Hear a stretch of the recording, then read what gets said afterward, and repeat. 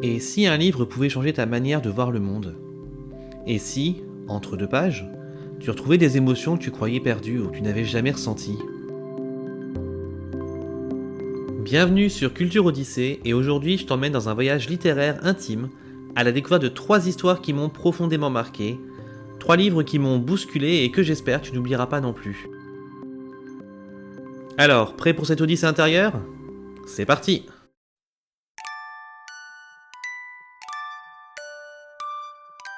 On commence avec un petit bijou d'émotion, Oscar et la Dame Rose d'Eric Emmanuel Schmitt. Oscar, 10 ans, vit à l'hôpital. Il sait que ses jours sont comptés.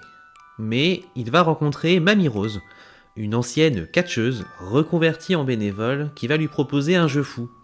Écrire chaque jour une lettre à Dieu, comme si une journée équivalait à 10 années de vie. Ce roman, c'est un choc doux. La sincérité des lettres, l'innocence du regard d'Oscar, tout sonne juste.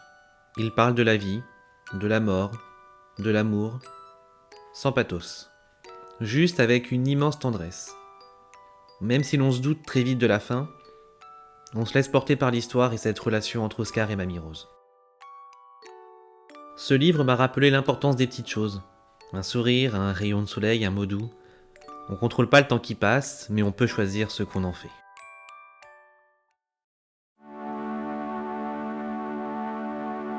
Changement d'ambiance avec la pièce de théâtre Juste la fin du monde de Jean-Luc Lagarce.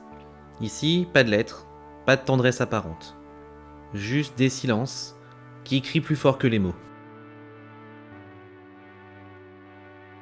L'histoire? Un homme retourne chez lui pour annoncer qu'il va mourir. Mais il n'y arrive pas, et le silence devient le vrai protagoniste du texte. Ce qui m'a frappé dans cette pièce, c'est l'absence de communication. Tous les personnages pensent qu'ils auront toujours le temps, ils pensent que les autres devineront sans avoir à dire quoi que ce soit, mais en réalité, les non-dits nous éloignent plus vite que les disputes. Ce texte m'a fait réfléchir à cette idée. Parler, c'est pas juste s'exprimer, c'est aussi tendre la main, créer un pont, et parfois c'est ce qu'on ne dit pas qui fait le plus mal.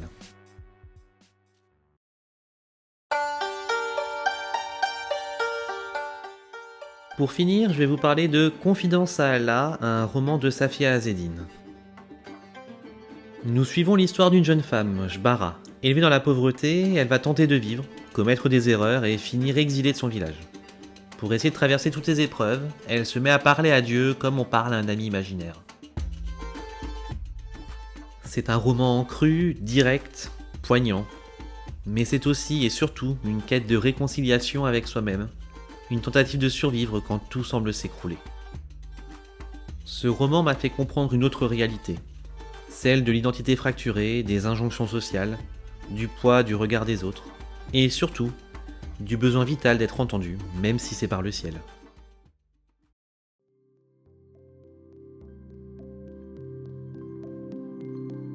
Ces 3 romans, très différents, ont un point commun. Ils ont changé mon regard sur le monde.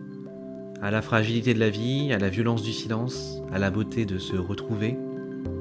J'ai volontairement choisi de ne pas trop en révéler pour te laisser découvrir par toi-même le récit profond de ces livres.